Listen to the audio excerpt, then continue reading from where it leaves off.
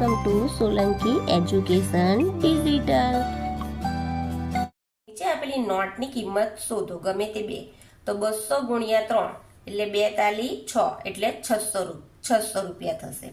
20 ગુણ્યા 8 2 અઠ્ઠા 16 એક મીંડું એટલે 160 રૂપિયા થશે। 5 ગુણ્યા 12 12 પંચા 60। નીચે આપેલા પ્રશ્નોના જવાબ લખો। જો દરેક બાળકને 5 ચોકલેટ આપવાની હોય તો 130 બાળકોને કેટલી ચોકલેટ જોઈએ?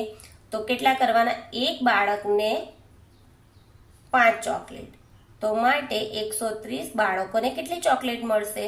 તો 5 ગુણ્યા 130 છેદમાં 1 એટલે 130 ગુણ્યા 5 શૂન્ય 5 તાલી 15 5 વધી 1 5 એકુ 5 ને 1 6 એટલે અહીંયા આવશે 650 બાળકો માટે ચોકલેટ જોઈએ। બીજું 50 ની કેટલી નોટ 300 રૂપિયા થાય?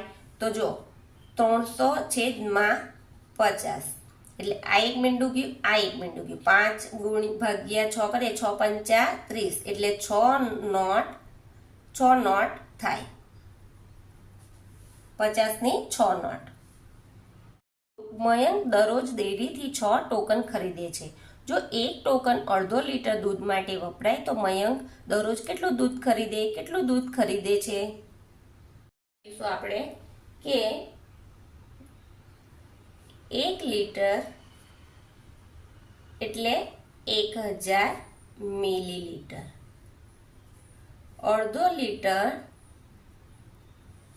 એટલે કેટલા થયા? 1000 ના અડધા 500 મિલી। હવે લખ્યું છે કે એક ટોકન બરાબર 500 મિલી, અડધો એટલે તો 6 ટોકન હોય તો કેટલા? તો આપણે શું કરીશું? ચોકડીયો ગુણાકાર, આ ઉપર જશે 2 ને પેલું નીચે આવશે એટલે 500 ગુણ્યા 6 છેદમાં 1 એટલે 5 6 500 ગુણ્યા 6 કરીએ એટલે કેટલા આવે? 3000 મિલી। 3000 મિલી એટલે કેટલા કહેવાય? 1000। 3000 છેદમાં 1000 લીટરનું એટલે આ 3 મીંડા ગયા, આ 3 મીંડા ગયા એટલે કેટલા આવ્યા? 3 લીટર। ચોથું, જો પ્રીતિ એક દિવસમાં 140 રૂપિયા કમાય તો 30 દિવસમાં કેટલું કમાય? તો જુઓ કે એક દિવસમાં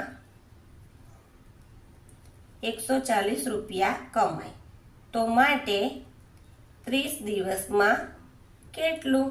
એટલે ચોકડીયો ગુણાકાર 140 ગુણ્યા 30 ને 1 કઈ આવશે? નીચે એટલે આપણે અહીંયા કરીએ 140 ગુણ્યા 30 કરીએ તો 0 4 તાલી 12 2 વધી 1 3 એકુ 3 ને 1 4 એટલે અહીંયા કેટલા આવશે? 0 0 એટલે કેટલા? 4200। તો અહીંયા લખીશું 4200 કમાય।